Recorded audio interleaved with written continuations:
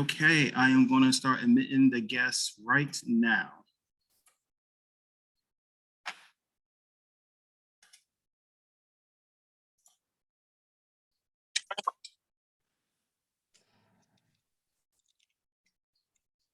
All right, good afternoon, everyone. Good afternoon, good afternoon. Hope everyone had an amazing Memorial Day weekend. My name is James Marshman. I am the Director for Student Development Campus Life here at the William Park and Woodbridge campus. Welcome to Real Talk, Asian Americans Pacific Islander Edition. Today we have a discussion between a conversation between two mental health professionals as they discuss growing up between worlds of navigating the world of work as Asian Americans. Now, Katherine Wu is the Director of Disability at Berkeley College. She's a licensed counselor in New York and New Jersey, a certified telehealth counselor, and a nationally accredited ADA coordinator. In addition to counseling, past jobs include being a science teacher, paralegal, secretary, and tutor. Ms. Wu received a master's in counseling and psychology from Teachers College, Columbia University, and her undergraduate degree in biology and education from Swarthmore College. Ms. Wu holds a black belt in Taekwondo, along with her two sons and husband. And her hobbies include piano, voice, volleyball, and tennis. I would now like to introduce Katherine Wu. Thanks so much, James. I'm really happy to be here on our second conversation celebrating Asian American Pacific Islander Heritage Month. So just a brief history of AAPI month. This month of May was chosen to commemorate the immigration of the first Japanese to the United States on May 7th, 1843, and to mark the anniversary of the completion of the Transcontinental Railroad on May 10th, 1869. The majority of the workers who laid these tracks were Chinese immigrants. In 1882, the Chinese Exclusion Act was passed and prohibited any persons of Asian descent from immigrating to the United States. And this prevented any existing Chinese immigrant in the US from becoming an American citizen. There was a great fear that the Chinese were going to take jobs away from other European Americans. The act was strengthened and made permanent over time. It wasn't until 1965 when quotas and conditions were removed on which Asians were allowed to immigrate to the United States. So right now, I'd like to introduce my guest, Dr. Pei-Wen Winnie Ma. Dr. Ma is a professor of psychology and the director of the master's program in clinical and counseling psychology at William Paterson. She is also a licensed psychologist in New York and has worked with Asian immigrants at the Hamilton Madison House in New York City for the past 15 years. Dr. Ma received her PhD degree in counseling psychology from Teachers College, Columbia University. Her research investigates parent-child relationships, career development, and mental health concerns within the multicultural framework to develop culturally responsive interventions for immigrants and ethnic minority children, youth, and families. She currently works with bilingual graduate students to implement a school-based intervention program for new immigrant students in Paterson, New Jersey. Dr. Ma's academic mission is to empower and bring about positive changes in historically marginalized communities. So welcome, Winnie. Thank you so much, Katherine.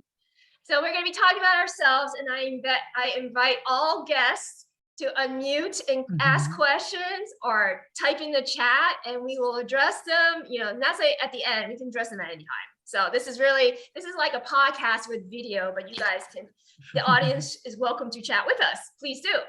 So Winnie, tell me a little bit about what precipitated your family to come to the US? Okay, so a little bit of, I guess, information about my family and background. So I came to the United States. I first came to the United States when I was 12. This was in the mid 1980s, and at that time, by the way, I'm originally from Taiwan. So for those of you who is not sure where Taiwan is this little island off the southeastern coast of China. So ethnically, I do identify myself as Chinese, but I would say I'm Chinese, but born and raised in Taiwan. So Taiwanese/Chinese is how I would identify myself. And I'm reading this part is because there's always been there's a long historical tension between Taiwan and China. I won't get into the details of the politics, but there's growing up in Taiwan, there's always the kind of uncertainty that we don't know, someday war is going to break out and China is going to take over Taiwan. So this political uncertainty, and along with the other issues around just the better opportunity, I think the typical immigrant story is that parents want better opportunities for their children. So that, and also the fact that I already have relatives that my mother's side family and my father's side family they have different siblings already reside in the United States, established here, that actually kind of make it sort of the reasonable step for us to apply to immigrate into the United States. And I just wanted to kind of put in the context. This is the middle of 1950, wait, not 50s, 1980s. We first went to the suburb of Seattle, Washington. So at that time, there weren't a whole lot of Asians around. So I went to an elementary school, the 6th grade class. The entire elementary school has probably like 10 ethnic minority students. And I was one of them. It's not the case right now in Seattle area, but just want to put the context in there. Yeah, that's so interesting because I'm also Taiwanese. My family also came from Taiwan, but we're Taiwanese. We are not Chinese Taiwanese. So I'm like on the other side. My family is of the Taiwanese that did not like when Chiang Kai-shek came over from China and then took over all the land. And I think by doing that, it precipitated some of the reasons for my family to come to the US, some loss, and they came to US for a fresh start. But Winnie, it's interesting, unlike yours, I think my dad, who came first, and then my mom and my two older sisters came later, and then I was born in the US, but we were the first in our family to come to the US. And again, like your situation, there's like no one around. I was born in Maryland, I lived in New Orleans, then we went back to Maryland, I lived in Ohio, and there was at most like 1% East Asian, at most. So in living in the South and the Midwest, like it was not fun, for me. And I can imagine how difficult it was for my parents because there was no YouTube or internet to figure out cultural differences and things at that time. So as a 12-year-old, I was born here. So you came at 12. What was that transition? Like, what did you remember as being like one of the biggest differences and the most difficult things to adjust to when you got to US, or especially the school system? Absolutely. I mean, I think the first and foremost is the language, right? That I speak barely any English. So starting out not knowing the language, and 12 is sort of also this awkward age. You're kind of transitioning out of childhood into the adolescence. So there's already enough issues in and itself for being a 12-year-old. And added that, you're throwing yourself into a different environment, completely new environment. Like you don't speak the language, you don't understand the cultural norms. I was just kind of shocked in many ways that how American kids act and behave. Give me an example of what seems so different to you. Right. So in Taiwan, growing up, we wear uniforms. Everybody wears uniforms to school. You listen to a teacher. You kind of follow the rules. You don't talk unless unless the teacher asks you to talk. Usually, you stay quiet. You just sort of be a good sort of obedient, I guess is the word that I come to mind, right? Like obedient student. In the US, for example, kids dress whatever they want. The girls wearing heavy makeup, huge hoop earrings, and this is the mid-80s. So you fill in the blank in terms of what this is. Exactly that.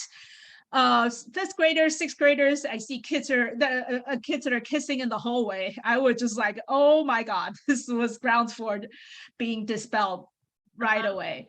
That there's sort of that sense of sort of act of freedom in that sense. Right. And kids can say whatever they want. They raise their hand. They talk back to their teachers and all of that, right? And in many ways, that's kind of it was sort of the shock for me, but also it kind of for me is sort of okay. So this is the way for me I have to kind of adjust to looking like them, talking like them, acting like them, in order to be accepted. So that was on my mind. Yeah. And so did you end up doing that? Because, that's usually how to, and we can call that a little bit like code switching. You're learning how to Right. adapt to your new situation so that you can make friends and meet friends. So were and if you're successful at that, how did that like then conflict with your parents? Right, exactly. So that is also, I mean, this whole process that was during the first year Okay. is kind of slowly kind of transitioning to that.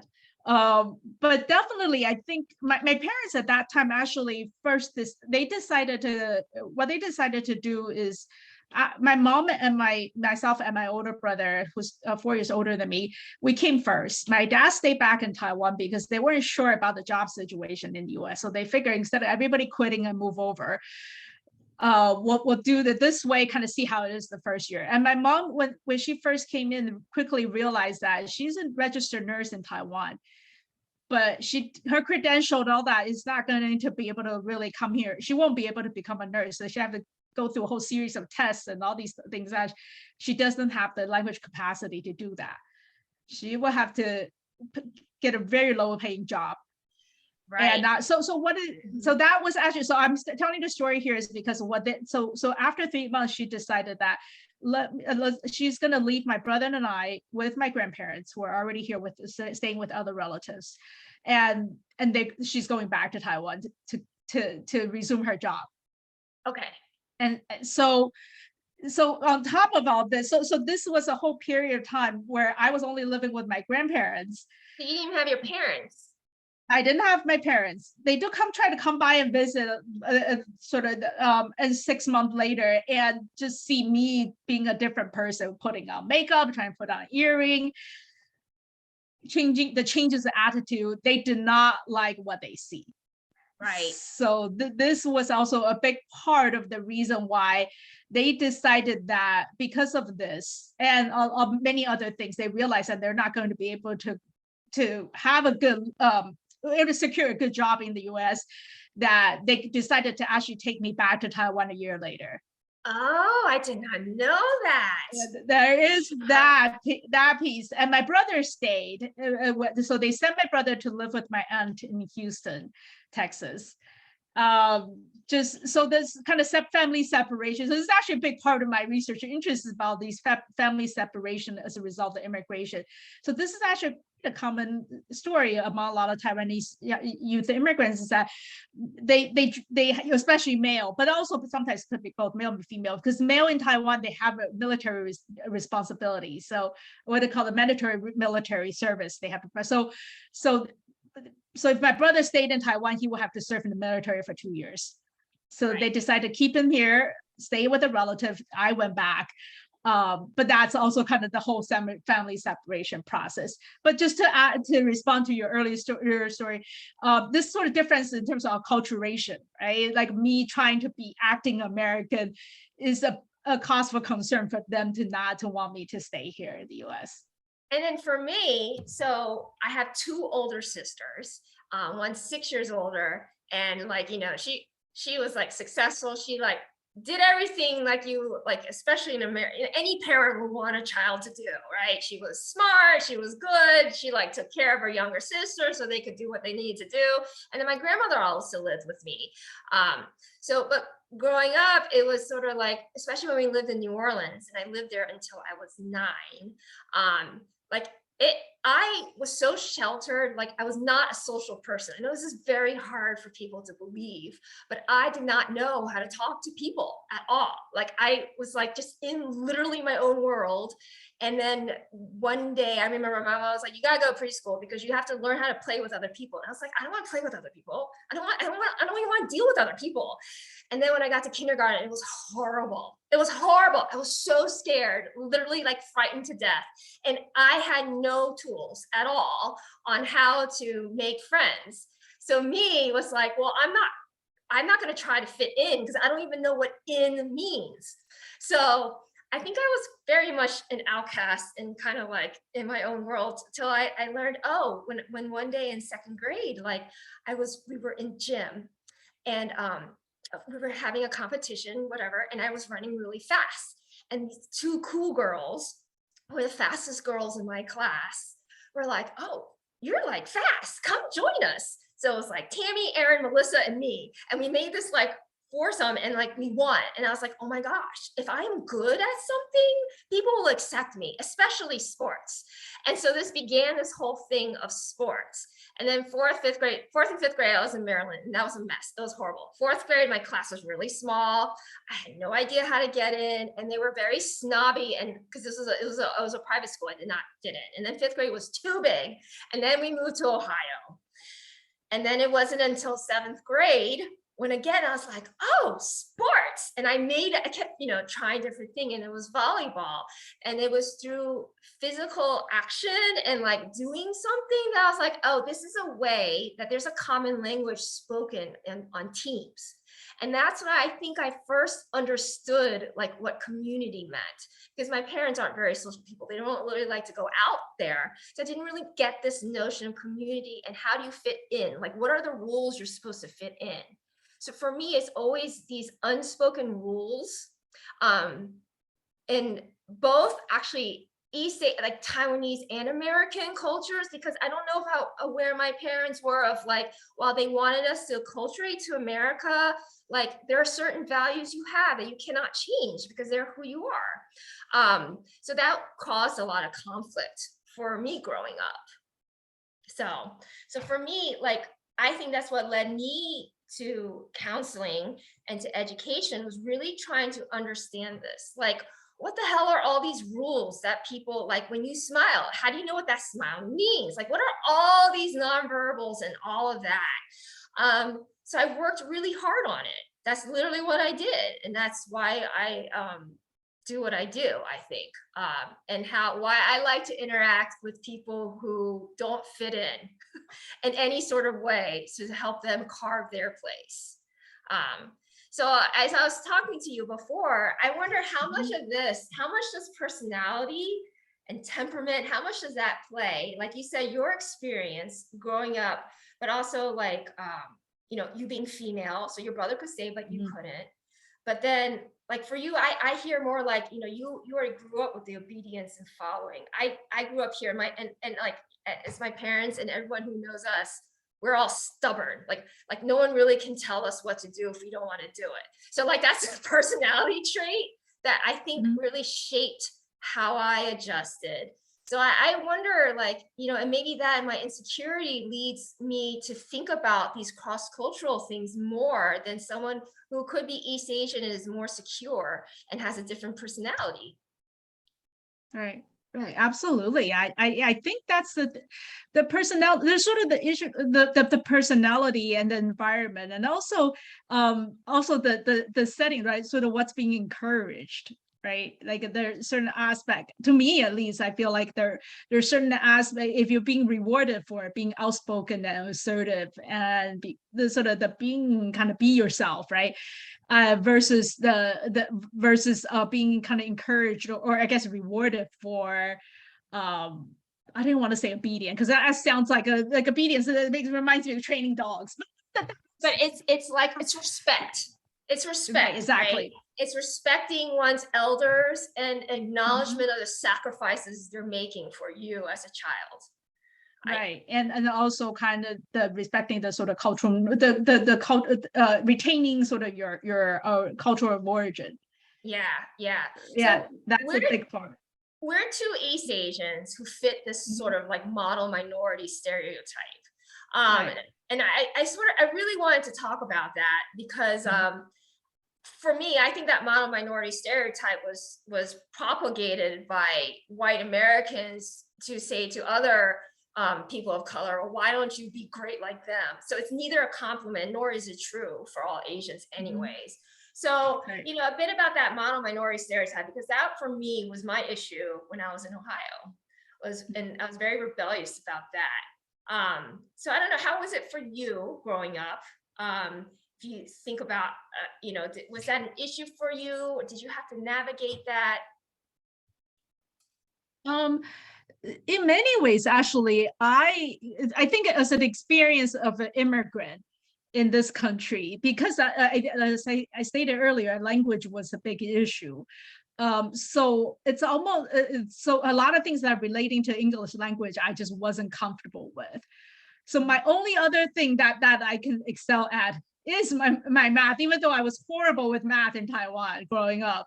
But somehow I because math here is super easy. So that's the only thing I feel like I can excel at. There's anything that's kind of related to, doesn't involve language, even though I was a very verbal and talkative person in Taiwan growing up, but because of language, I kind of feel like I've become quiet. And there's this other side of me. So almost like I feel like I could play into the model minority stereotype that, oh, you guys are good at math, you're good at academics. And if I just kind of go along with that, I could be fine.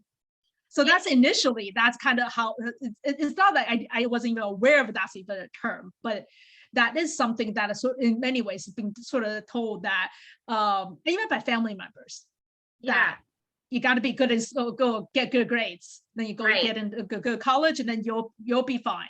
And I think, in some ways, like that can be sort of a East Asian thing when like families get together, they compare. I think it's like, so having like showing a good face, so meaning that like you don't shame your family, you can hold your emotions. Like I feel like those are like core Asian values, which like I never could control my emotions. But I could see that a lot. It's like, well, what are you good at? And maybe because math is so like black and white, either you get it right or you get it wrong. It's not like English where, it depends on like how the teacher grades you. Like maybe that's why, because, I imagine if we were in East Asia right now, it's not just about math being important. I think for me, and especially in Columbus, this is the 90s, that there are two other really smart Asian girls in my class, Alice and Janice, and they used to call us, each other's names. There were not a lot of South Asians, I don't think, in my class, but there were three of us, and we look very different. I had long hair. Alice has short hair. Alice wore glasses. I did not. And Janice was like, she's half Korean, half British. Like she looked nothing like either of us, but they would interchange us. And I remember teachers sort of being like, well, it's kind of a compliment because you're all so smart. And I remember like I'm really not as smart as those two, like really, like never, not even the same league, right? And I was like, well, do I take this as a compliment that you think I'm smart? So then would you just give me better grades? So I was like, do I allow you to stereotype me in this way? Because it's a role you've given me that I can, and I told you with my lack of socialization, it's a role that you've given me that I can play into to my benefit, so, and then like it pissed me off, like it really pissed me off. Things like, I remember one time, and I apologize to my parents for cursing. So we were driving to see my grandmother who was in a dementia home, and we were all home visiting because my sisters were in college, and I was sitting in the middle of the back seat with my sisters on either side, and me being the youngest, even though I wasn't the smallest, I had to sit in the middle because I'm the youngest. And my mom was almost home, and we were at a traffic light, and there was all the sunlight glaring, and she couldn't see the light. Like you really couldn't, because these are old traffic lights. And so she's sitting there, and the light had turned green. And then I guess we must have been sitting there for quite a while, and we were debating if the light had changed or not. And then this like Jeep with no covered top rolled to our side, and there's a bunch of like white teenage, like they look like your stereotypical football player, Midwest football player, roll up next to us, and they're like, go back to where you came from, like who taught you how to drive? And I rolled out my window and I said, shut the fuck up. And I was like, you go back, you don't even know what the hell you're talking about. And then my sister was like, Kathy, what are you doing? You're gonna get us killed. And then my mom drives off. I was so enraged. And I think it was at this moment I was like, like we were saying earlier about the obedience. Well, my sisters and I, like me being the way I am, like I'm very much a person of reverse psychology. You tell me I can't do it, I'll be like, all right, I'll show you. Like, you tell me like, like all of that, right? So a lot of like I had like this anger, which I've always had, and I touched upon it in growing up between worlds, navigating the difficulty, and not really understanding this communication, and being very sensitive to people's criticisms of me, right? And kids are mean, they joke all the time, right? Whether they mean to be bullies or not. Like I took that anger and I was like, I need to do something with this. So that's how I coped with it. So Winnie, you said like, when you took your experience, having a broken family, being in one country back, being told it's wrong, and having to deal with that, what led you to your career, to studying where you got in, what you're doing now? Right. So kind of like what you were saying, that your own early experience led to where you are now, right? And what you're interested in now. I do believe that psychology, especially research, is me search. So a lot of my how I get into field of psychology and what my research I do is based on my earlier experience that of navigating the bicultural identity, especially kind of the transition between living in the U.S. for 1 year, I moved back, and I came back again for college.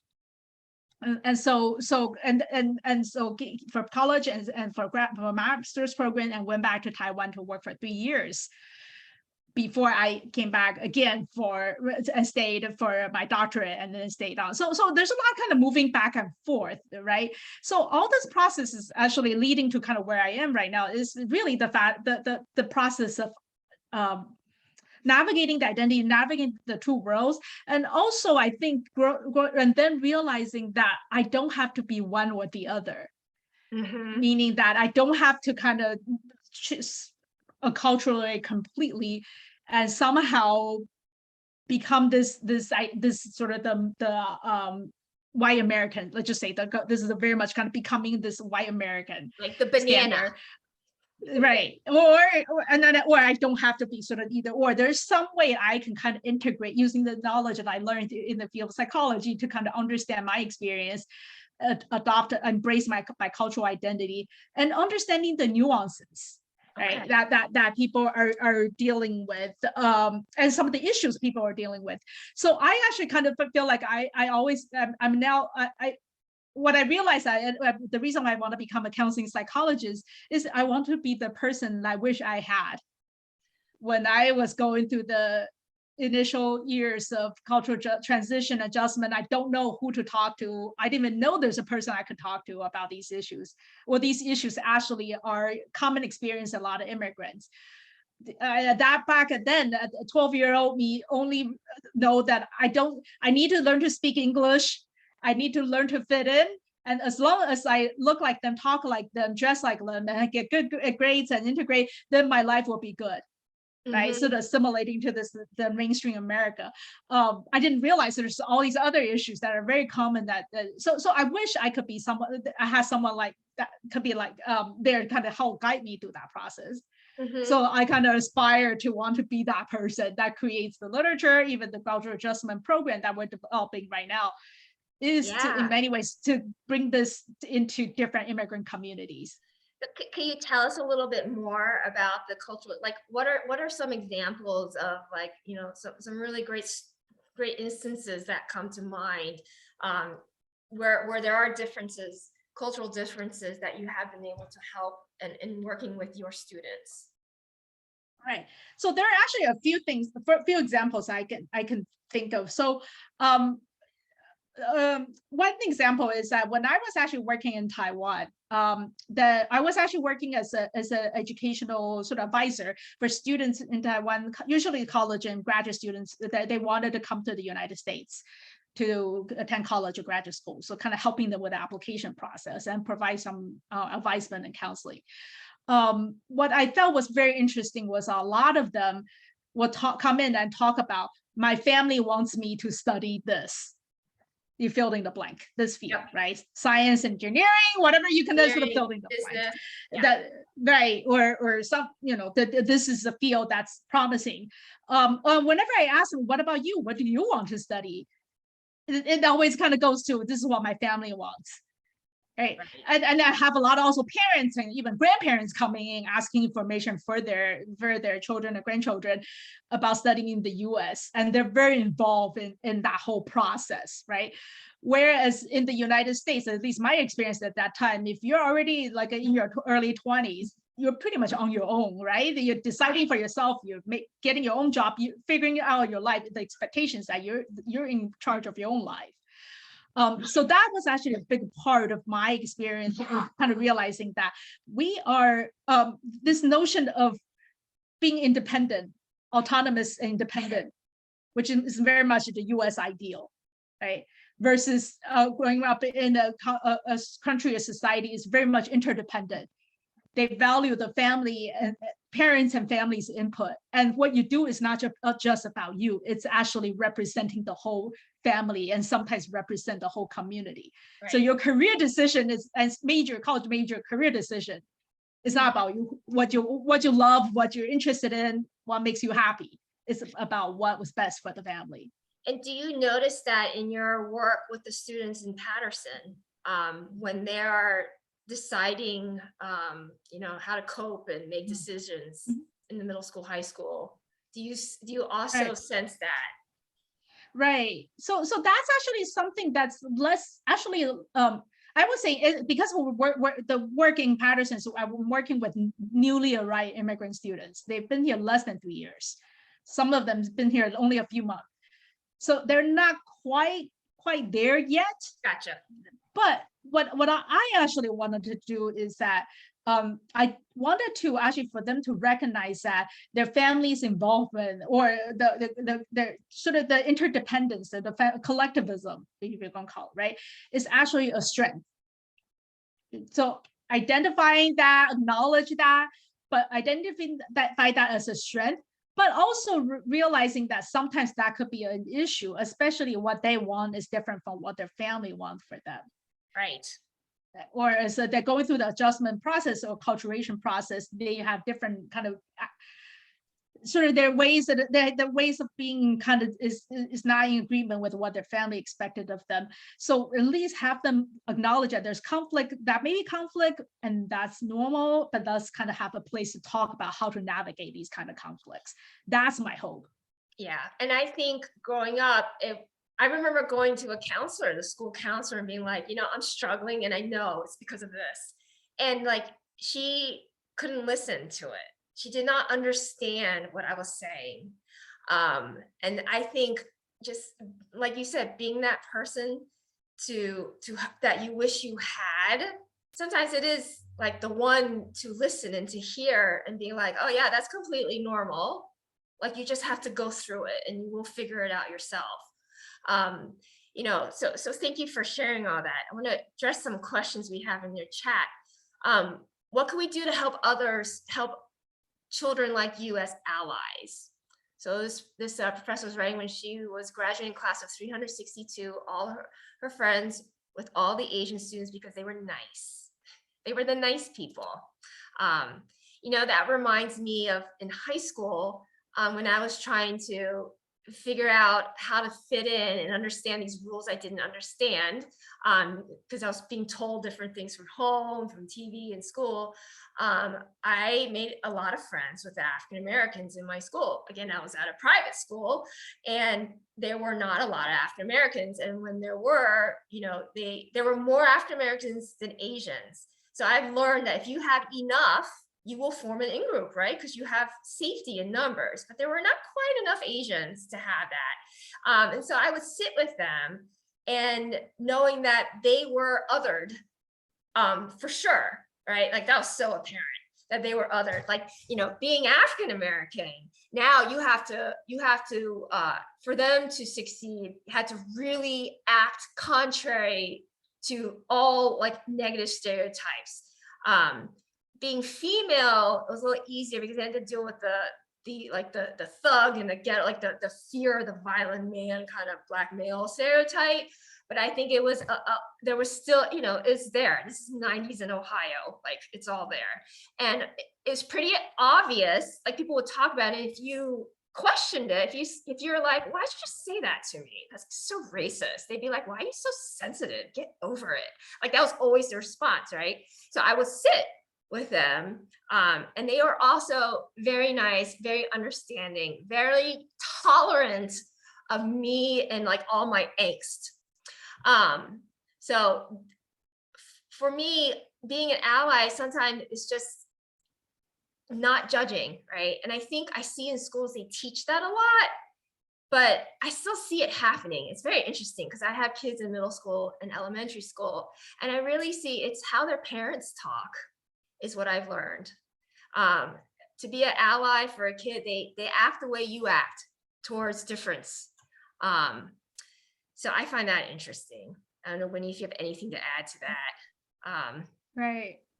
So I guess one thing I would say about the being an ally is that I was sort of kind of picture kind of what I wish I had, right? Or what I would need from my white friends is that a lot of times I realize is that I don't talk to them about any of my immigration experience, because I didn't think they would understand, or family experience, right? Some of these cultural issues really just, I don't think that. So these issues I will talk to people that I know are kind of similar, have similar background. Well, if I know that they're also immigrants themselves, then I feel like there's some connection there. They could understand. Otherwise, if they're white and born and raised in the United States, and even some of the what we call the ABCs, okay, the American born Chinese, they may not, right, they may or may not even get it. I also see this a lot because right now I'm a professor in psychology. I teach these multicultural counseling classes. So one of my assignments is to have students interview someone who is of a different racial cultural background. So some of my students will interview some of their close friends growing up, my white students, when the close friends growing up was a member of ethnic minority group. And they always say that I grew up with this person, but I never, ever asked them anything about their culture, race and culture, or their family background and their cultural value. They don't. They thought they knew them, but they only interact and relate to them on the level that there's sort of common ground, right? All these other things about their family or backgrounds, they never really talk about it. Yeah, that and money. It's like you will never talk right now. I feel like that's one thing you never talk about is, or like at the workplace, right? Like how much does everyone make? Like no one ever talks about that. But right. And I what's so interesting to me when you said that is so true. Now, as an adult, I live in an area on purpose, which is diverse, not very socioeconomically diverse, but diverse in the sense that there are a lot of immigrants here. There are a lot of biracial couples. So a lot of women like me, East Asian and married to white men or Jewish men, and other, just anyone not Asian. And there's definitely, and then we have a lot of immigrants from China and South Asia. None of the people from China, like I would never speak with, like I will try to speak with them and be friendly, but because I don't speak Mandarin, I only speak Taiwanese, like already there's no use for you. You're so Americanized. Like it's already, yeah. They have nothing to do with me. I don't think white people understand that. So so it's almost like I'm like in a role to educate. But then when I see other Asians who grew up in America or who are in biracial relationships, like there's an understanding, oh, you're not going to judge me. You're not going to say I'm a banana. You're not going to judge me. You are probably going to be less judgmental as people who are straight from Asia, who aren't even aware they're judging. So I find that interesting. That's a whole other conversation we can get into about all that. But I guess I wanted to bring back the point is that if there is anything about allyship is that being open to have the conversation or ask questions if you don't know. And because a lot of time people think that to do this work is pretend race and cultural difference is not there. Right. If you don't pretend it's not there, don't mention it, don't talk about it, then we are all fine. That means we're all inclusive, which is really actually quite the opposite. Is that you pretend it's not there, but then what happens end up happening is that you're using the middle class white American standard to evaluate everybody. Right. And whoever doesn't fit in is there's something wrong with them. That's right. Something is wrong with you. which is why like it's so interesting. I had a conversation over weekends. I hung out with various different people. Is I don't mind being friends with people who are like jerky. I don't mind being friends with anyone who really is aware and owns who they are.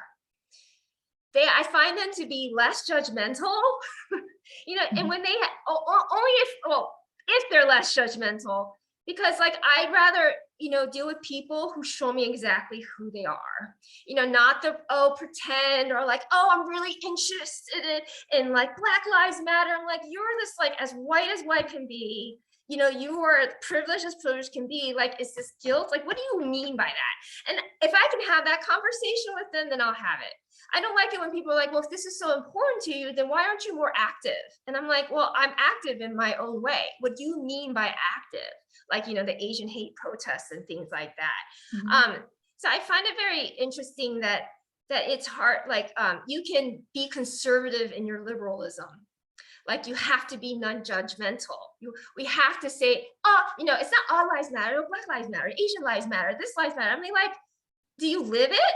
Like, what do you mean by that? I don't pretend to understand an experience I haven't lived. So I agree that it's that opens to discussion, but then when sometimes it's exhausting. Like, I don't want to have to educate you either.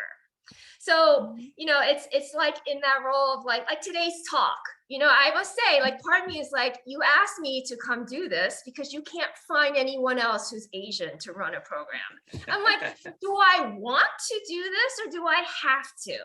And I say, you know, 20 years ago when we were in grad school together, I would have like, I would just lay it all out. And I would have like everything they talk about, like systematic racism, wokeism, none of that is new. It drives me insane. It's been around for like 70, 80 years. It's so old, but now it's like in vogue and it's fad and it's cool. It's liberal. It's like cutting edge, you know, to think that way, but none of this is new. You're doing it because it's like a celebrity, like a popular thing to do.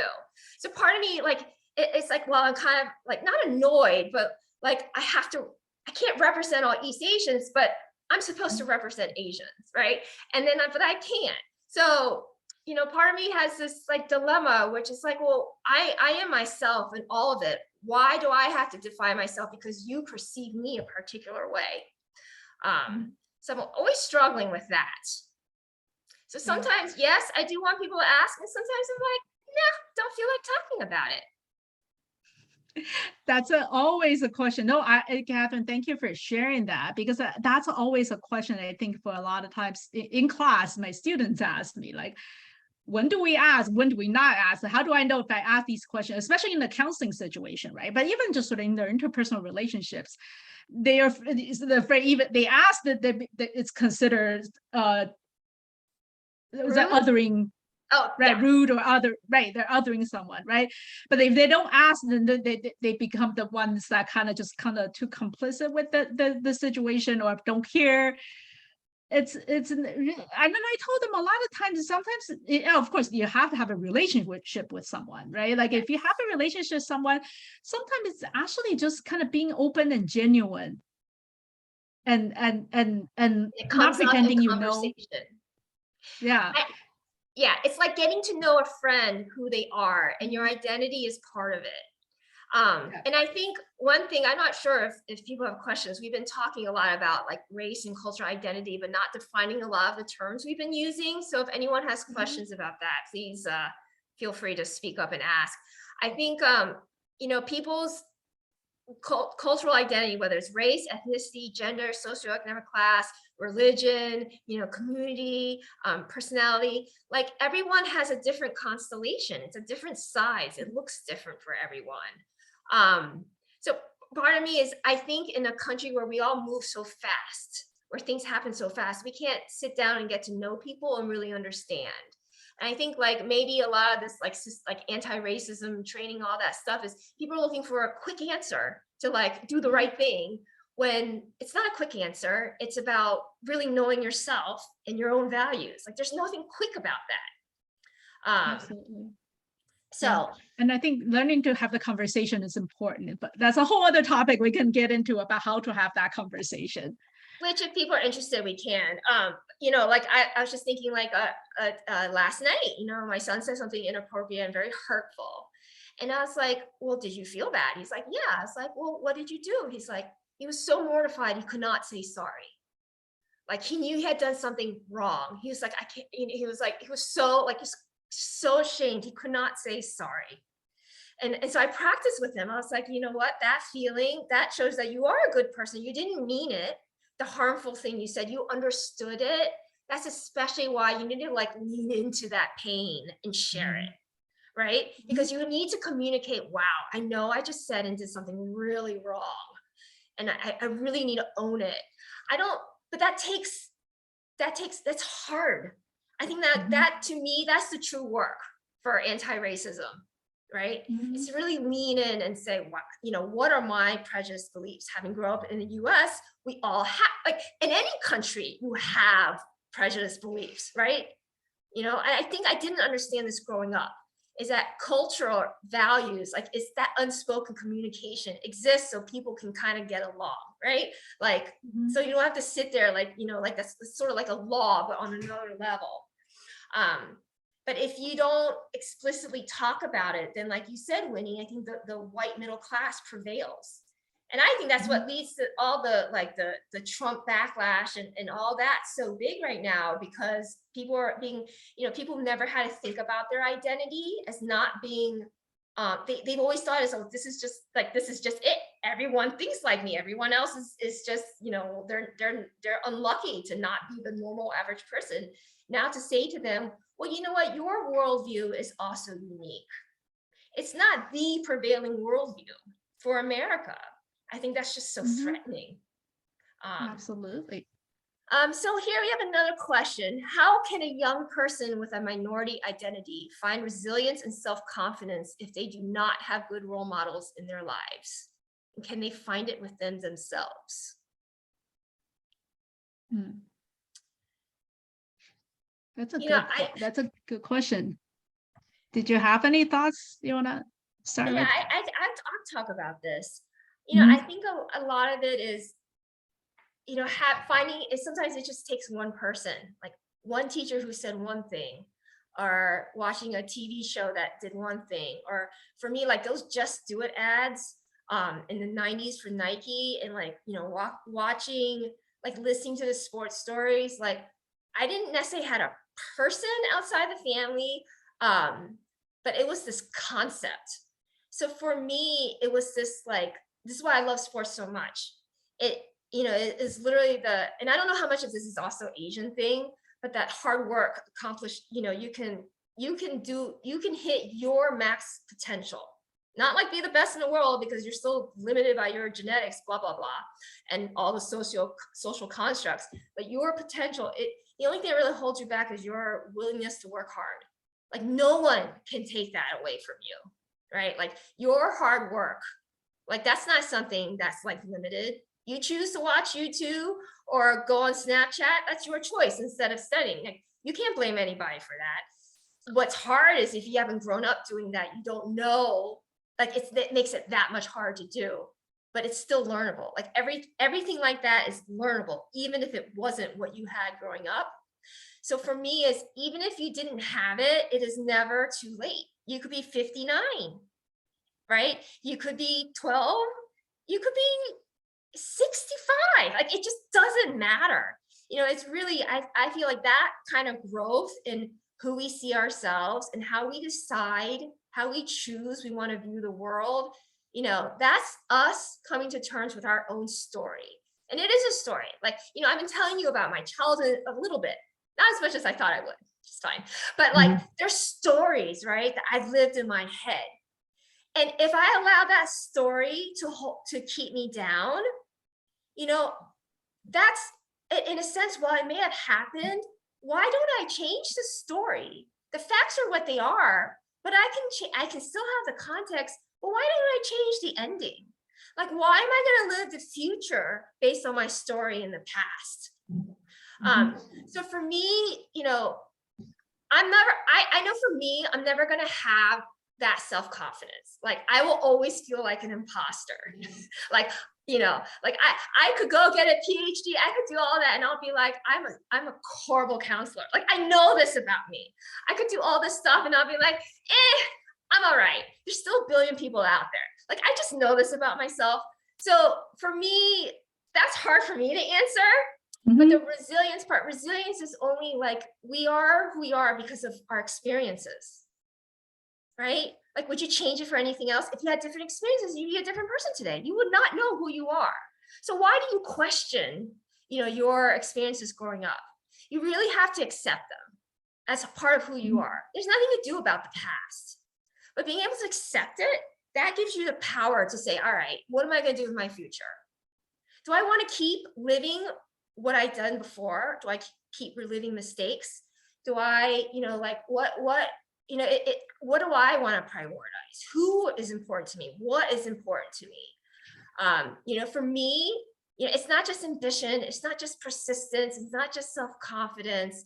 You know, surround yourself with role models, you know, like go on YouTube and look them up if you have to, like look up the videos. You know, you can craft it and then you put yourself in the environment. And that's the key.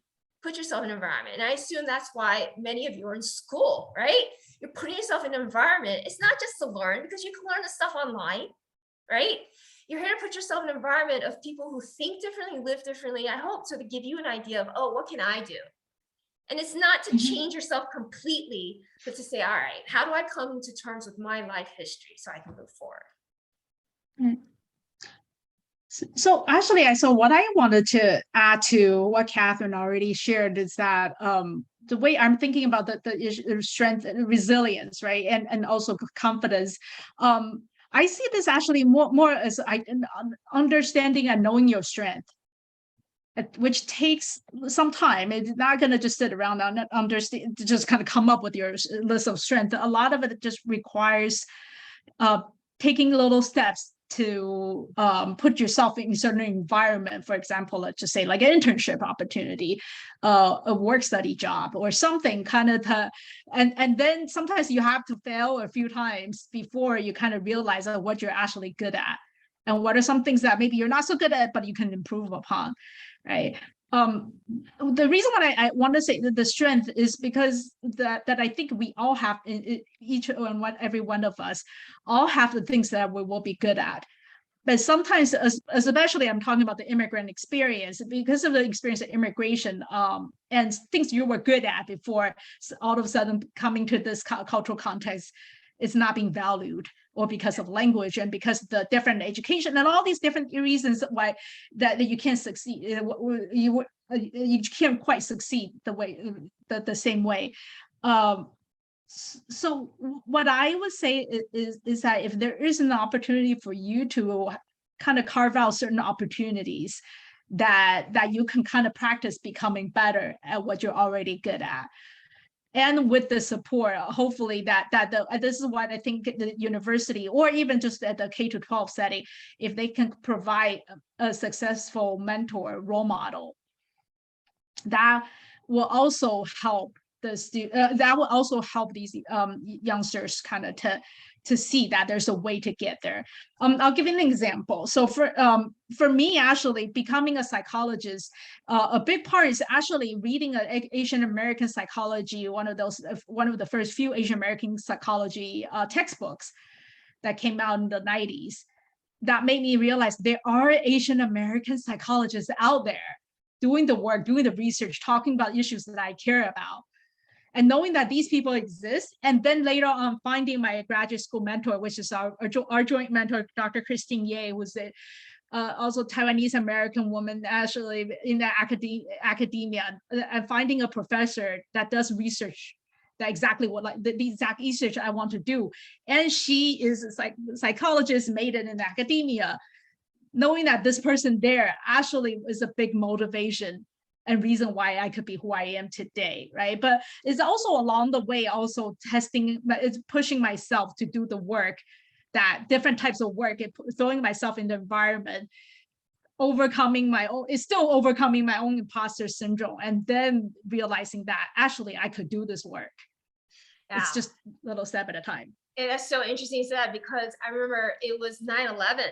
I was so first I graduated from college, I was going to teach, and I wanted to change how science was taught to make it more fun and less sexist and all that stuff. But then I learned in the real world, you can't do that because you have all this curriculum you have to teach. So I was like, I can't do that. Like, this is horrible. I don't care about these things I have to teach about. And then I was a paralegal. And then when 9/11 happened, I was like, okay, I've been like wasting my time, like, making up money to get rid of debt, but like not really doing anything meaningful. And I was looking at counseling psych schools because I was like, I still have all these issues to resolve. And I was so scared. I was like, this is like, why would I, like, I'm a crazy person. Why would I do something? Like, I'm not qualified to do something to help other people. And I was like, well, that's why you go to school. And I looked and looked and looked. And then I found Christine Ye, who was at Teachers College. And I was like, oh, she went to the same college I went to. And I was like, oh, but she's going to be really, really smart. And I remember just like petrified, but I was like, I got to do this. Like, I cannot allow my fear. Like, if it doesn't work out, like, what is, and my middle sister would say, what's the worst thing that's going to happen? I was like, I'm going to fail. And everyone's going to know I'm a failure. And she's like, so what? You're just going to pick yourself up and do something else. So that's my snarky middle sister. And I was like, okay, so I'll do it. And it was intimidating. It was scary. But if I hadn't worked so hard, I think I would have been a really unhappy and different person today. So I think you have to find your way. And I think you have to reach out and ask for help, which I think a lot of our students don't do. My kids don't want to ask for help. So they rather fail than ask for help. And they'd be like, well, then whose time do you waste? All right. So another question here. I'm a first generation Ukrainian, and I believe that culture and one's roots really shape a person. Are you instilling your culture into your children? A big yes. Yeah. So I have a mixed race family, and so there's lots of different ethnicities and religions sort of all involved. And I'm very lucky that my kids can go see my parents every weekend. So they have an understanding of like the everyday cultural differences, so, there's certain things that I don't think they understand yet. That's not specific of how they just treat my grandparents, but it's like how you treat, sort of like the Asian way.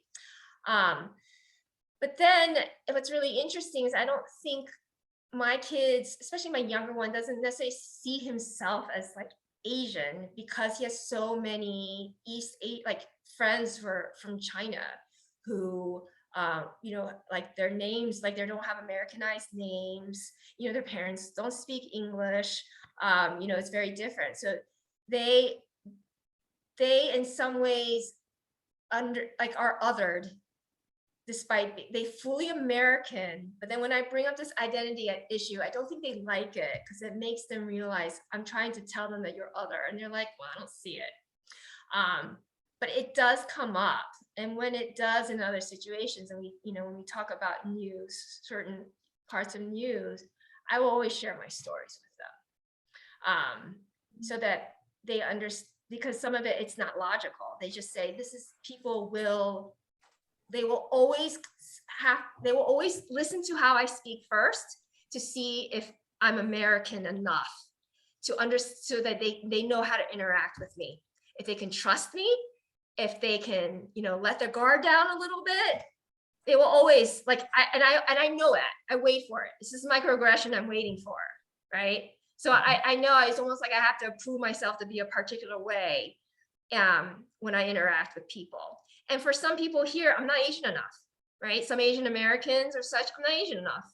And then, they won't say it to me, but they would say it to their other friends who are Asian American. Mm-hmm. Right. Eeyore, you want to have follow up to that? Yeah, I just have a follow up, and it's an excellent answer. And I just have another question. So, Katherine, I've known you for 6 years since I've been here. So is Katherine your real first name, or do you have a Taiwanese first name, but you go by Katherine?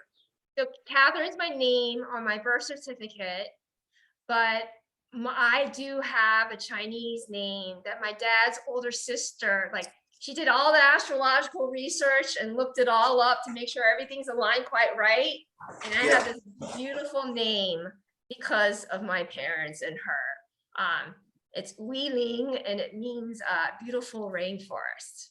See, they don't do that anymore in Taiwan. Like Taiwan, they still use traditional Chinese with all the scripts of the meanings, and they didn't do that in mainland China anymore. And also question for Winnie, your name is Pei-Wen, right?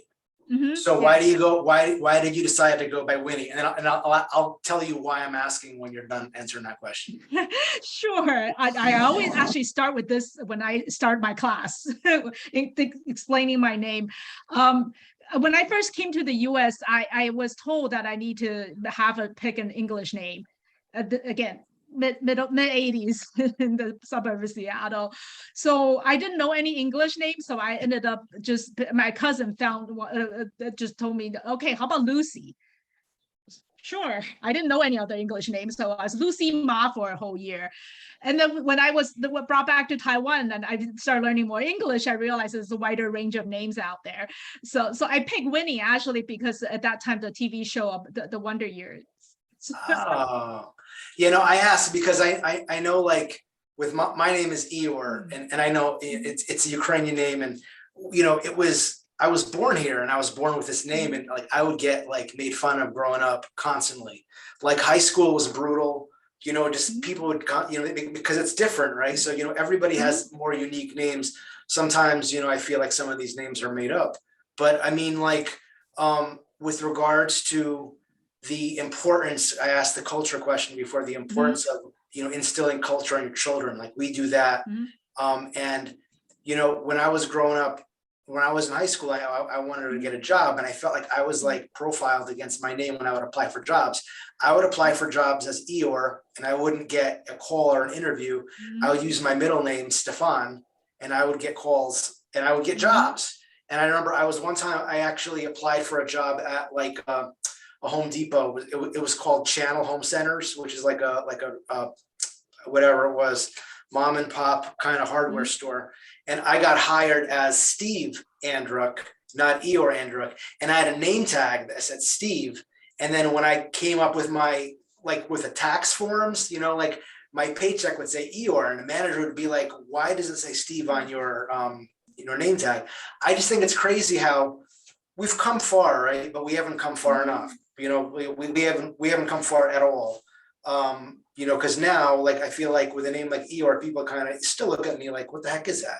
So, but I never came up with another name either. So I don't know. That's it. That's my story.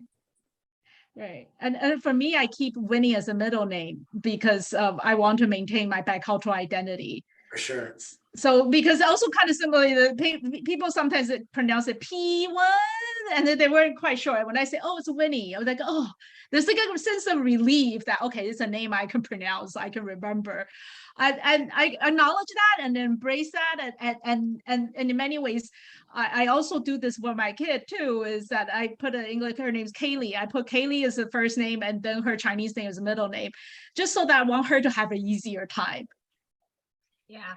I can't tell you how many Asian people who are older, whose kids already gone through college, they tell me how lucky it is that my kids don't have my last name because it's going to be easier for them to get into college. So my last name is one of their middle names. And like, it's that conversation of, well, can they pass or not so that they can get a job more easily or not? And this is here in Northeast New Jersey. It's not like we are in the middle of Idaho. So we have another question here. What should you do if you don't really identify with any part of your family's culture? So this is such a great question, and there's so many ways to go. The question is, do you want to do something about it? Is it an issue for you or not?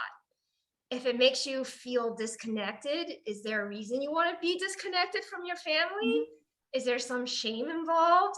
I feel like this is really a great conversation to have, which is why we have counselors and we have jobs, because there's no right or wrong. And I think that's so important. When we there's nothing wrong with like embracing your white hickness or, you know, your Arabic Muslim, you know, background, or that you half hate, half love it. Like there's no right or wrong. You know, I sort of feel like it's a conversation of like, well, why do you want to identify it? And if you do, and to think about how it has helped or hurt you in the past. I sort of feel like it's that journey of going through what has happened in your life and that has shaped who you think you are. And it's a very empowering and a journey. You should be gentle with yourself and not judgmental. So Winnie, you have anything to add to that? Right. Right. So like Catherine said, I think there's a lot more questions to kind of ask about the issue, right? What this is about. But my sense is that if you're second generation or even third generation, this is kind of bound to happen, where somehow you kind of blend into this taking on this American identity. Right. But it's the interesting thing is that a lot of my students will say that whenever I ask them that they all about their ethnic identity, even though they're third, fourth generation in European American, they will always say that, oh, German, Italian, blah, blah, blah, and list all these. And so what about being American? What does that mean to you? It's like, oh, I don't know. I don't know what American is. They don't, but that's actually a natural process kind of that happens, right? Over I don't know what the story is in terms of the person who asks this, or if it's sort of, there's certain things kind of get lost over generation and kind of blend into then it is certainly also okay to acknowledge that you kind of blend into the American identity, right? Embrace more of American identity. And there's also a part I wanted to add is that for those who are member of a more visible minority, so someone who looks like me, I could be born and raised here, but I will always be going to be othered. Someone's always going to ask me, where are you from? Where your family from? Where you really, really from? Right? So for me, it's important to teach my daughter her culture and language so that she's grounded in that. So when she experiences racism, the otherness, she has something to fall. She has a strong ethnic identity, bicultural identity, but also ethnic identity to fall back to for her to be proud of. So that's important to me, that to instill in that. But if you're not a member of a visible minority group, then you can blend into the white majority. Perhaps you may have an easier time. Yeah. Or I mean, yeah. And then for me and my children, it's like you're Asian, Russian, Jewish. Like, what does that mean? It means like it's complicated and you need to really embrace that. But it's so different depending on when you're born and what your ethnic background and how you look. So I'm always happy to speak about that with you further. But it is 1:45. I know we have to end because we have a class that's leaving. So I don't know if any of those students have anything they wish to add. Or maybe that comment was from the class. So go see Sarah Nickerson, your counselor in New York City, from who asked in that class. She's amazing. If you've never spoken with Sarah, you should. And you can also go and speak with any of our other counselors on all the campuses to explore this. This is why we're here. This is why, you know, and you would not be the only one bringing it up. Right? It's not just about race. It's not just about ethnicity. It's not sexual orientation only, socioeconomic status or religion. It's all of it. And it's complicated. And it's, I think, leaning into it to really exploring it is hard work. It is hard work to do therapy. So it's nothing to be ashamed of, but it takes a really strong and brave person to do it. And I think it's funny. People rather stigmatize it, and I think they stigmatize it because they're too afraid to do it. So no, you can do it. So I want to thank everybody for joining us today. Thank you, Winnie, for coming. Dr. Ma. She runs a master's counseling psychology program, William Paterson. If you're interested, I can get you connected to her post Berkeley College life. And I want to thank you again. You can reach me at knw@berkeleycollege.edu. And if you have any other questions or comments, and I'd be happy to engage further with you. All right, thanks so much, everybody. Thanks for joining. Bye.